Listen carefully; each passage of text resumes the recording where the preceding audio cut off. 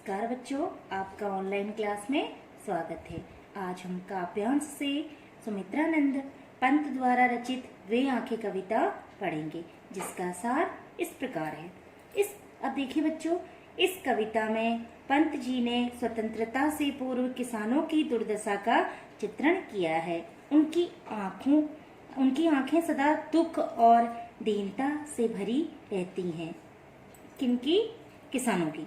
कभी वह स्वाधीन था, परंतु आज उसे उसकी जमीन से बेदखल कर दिया गया है।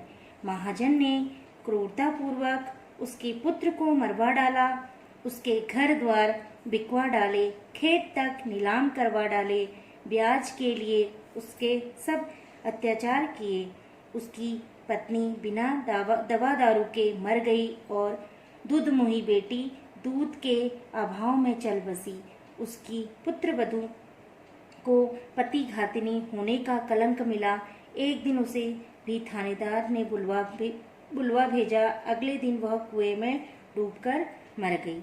इन सब अत्याचारों की याद करके किसान की छाती फट जाती है कि कैसे कौन लोग, जमींदार लोग, कि उनके ऊपर अत्याचार करते हैं। तो यह सोच सोचकर उनकी छाती फट जाती है। अब देखिए, अंधकार की गुहा सरीखी, उन आँखों से डरता है मन, भरा दूर तक उनमें दारुण दुख का नीरव रोदन। अब देखिए, गुहा अर्थात गुफा, सरीखी समान, दारुण भयानक, दैत्य दीनता, नीरव मौन, रोदन रोना। अब देखिए, अब कवि क्या कहना चाह रहे हैं? सुमित्रानंदन पंत क्या कहने जा रहे हैं कि भारतीय किसान की आंखें मुझे एक अंधेरी गुफा के समान भयानक लगती हैं। जिस प्रकार अंधेरी गुफा के भीतर झांकने में भय लगता है, उसी प्रकार किसान की शून्य आंखों में देखने में भी भय लगता है, क्योंकि उन धसी आंखों में निराशा, शोषण, पीड़ा और रुदन के सिवाय कुछ नहीं है। उन आंखों में भयानक गरीबी का दुख है। अब उन्हें वो गरीबी कहाँ से मिली है? महाजनों के द्वारा। तो उस गरीबी का उनको क्या है? दुख है। और उनका चुपचाप गरीबी को सहे जाने का मौन रुदन व्याप्त है। अब देखिए, कवि ने किसान की निराश आंखों में झांकती दुर्दशा का मार्मिक चित्र खींचा है। अंधकार की गुहा सरीखी किसान की शून्य आंखों के लिए सुंदर उपमा है। अब यहाँ पे उपमा अलंकार कैसे है? क्योंकि अंधकार की गुहा सरीखी, अंधकार किसान की शून्य आंखों के लिए सुंदर उपमा है। अंधकार की तुलना किससे की है? किसान की शून्य आंखों से। अब देखिए, दारुण दैत्य दुख तथा नीरव रोदन में अनुप्रास अलंकार है। संस्कृत निष्ठ शब्दावली का प्रयोग हुआ है। नेक्स्ट, वह स्वाधीन किसान रहा, अभिमान भरा आंखों में इसका, छोड़ उसे मझधार आज संसार कगार सदृश वह खिसका। अब देखिए, स्वाधीन अर्थात स्वतंत्र, अभिमान गर्व, मझधार समस्याओं के बीच, कगार सदृश अर्थात किनारे के समान। अब देखिए, कवि क्या कहना चाह रहे हैं कि भारतीय किसान कभी स्वाधीन था। कवि क्या था? क्या कह रहे हैं? वह स्वाधीन किसान रहा। अर्थात कवि के अनुसार किसान क्या था? स्वाधीन था, स्वावलंबी था। उसके पास अपना कहने को कुछ खेत थे। अर्थात उसे कहने को उसके पास क्या थे?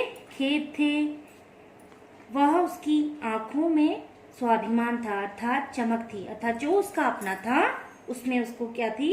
अभिमान था, स्वाभिमान था, अर्थात चमक थी।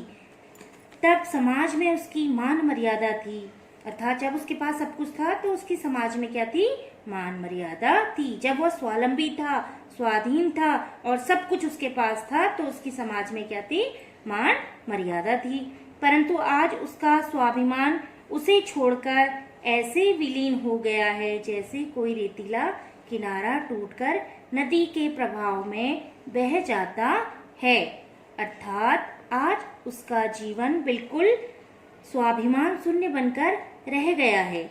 अब देखिए, संसार की हृदयहीनता का चित्रण करुण बन पड़ा है। कगार सदस्य में उपमालंकार है। अनुप्रास की छटा देखने को मिलती है। अब देखिए नेक्स्ट, लहराते वे खेत द्रगों में हुआ वे दखल वह अब जिनसे हंसती थी उसके जीवन की हरियाली जिसके त्रन त्रन से। अब देखिए, लहराते अर्थात झूमते। कवि के अनुसार किसान के खेत कैसे थे? झूमते हुए थे। द्रगों में, द्रगों अर्थात आंखों में, बेदखल अर्थात अधिकार से वंचित, त्रन अर्थात तिनका। अब देखिए, यह काव्यांश उस किसान की आंखों में आज भी वे लहराते खेत झूम उठते हैं। अर्थात जो उसके खेत थे वो क्या थे? लहराते हुए थे। तो वो अपना बीता हुआ कल को देखते हुए, उसके लहराते हुए खेतों को देखकर उसकी आंखें क्या हो रही हैं? झूम उठ रही हैं, जिनसे उसे वंचित कर दिया गया है। अर्थात उन खेतों से उसे वंचित कर दिया गया है।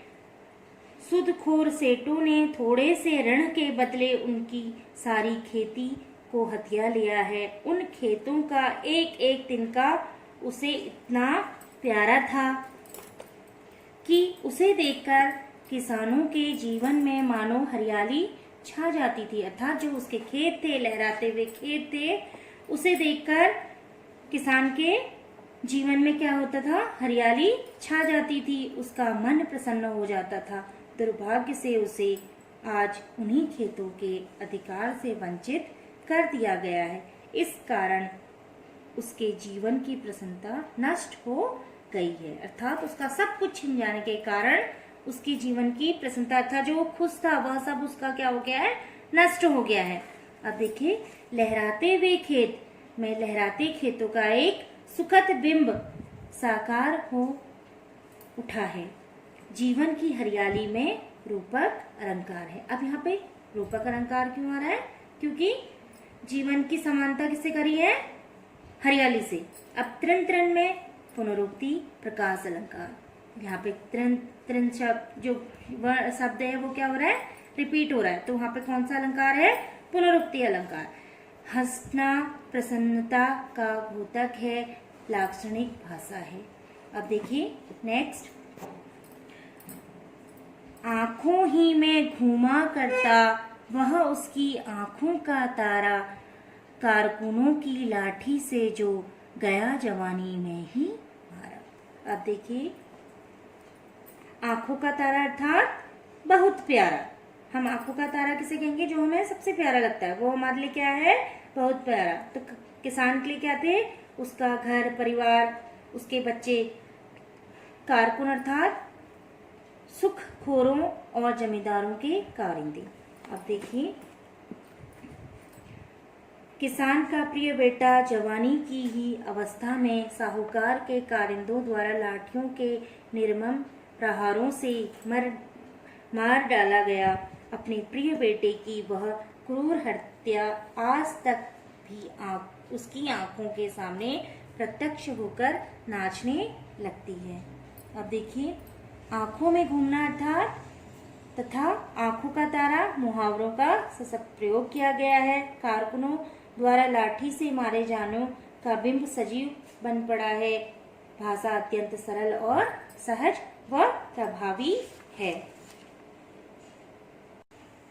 बिका दिया घर द्वार महाजन ने, न ब्याज की कौड़ी छोड़ी, रह रह आंखों में चुभती वह कुर्क हुई बर्दों की जोड़ी। अब यहाँ पे बर्दों की जोड़ी किसको कहा गया है?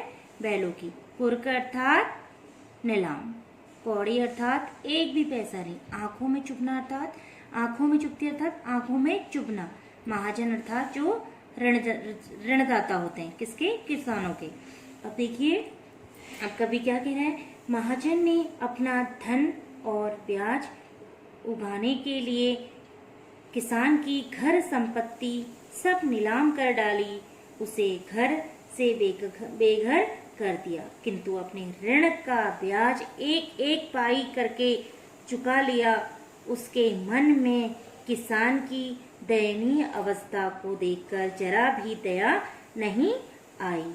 उसने उसकी प्रिय बैलों की जोड़ी को भी उसके खेत देखते देखते नीलाम कर दिया।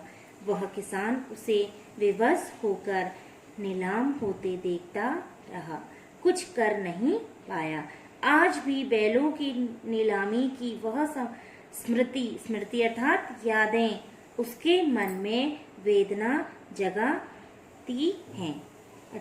अब देखिए बच्चों, आंखों में चुभना मुहावरों का सशक्त प्रयोग हुआ है। अनुप्रास अलंकार घर द्वार महाजन ने न की कौड़ी छोड़ी, रह रह में पुनरुक्ति प्रकाश अलंकार। वर्धों शब्द में ग्रामीण परिवेश साकार हो उठा है। वर्धों अर्थात जहाँ पे बैलों का वर्णन हो रहा है तो वहाँ पे क्या हुआ है, ग्रामीण परिवेश का परिवेश साकार हो उठा है। अब देखिए बच्चों, हमने पाठ 4 इसलिए शुरू किया क्योंकि आपके पाठ्यक्रम से पाठ 3 हटा दिया गया है।